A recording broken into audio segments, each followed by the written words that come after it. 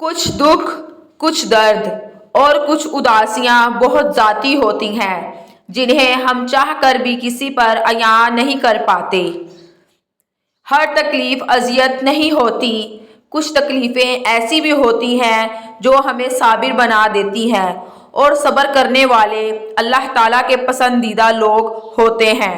ہماری نیت کی پیمائش اس وقت ہوتی ہے جب ہم کسی ایسے شخص کے ساتھ بھلائی کریں جو ہم کو کچھ بھی نہیں دے سکتا۔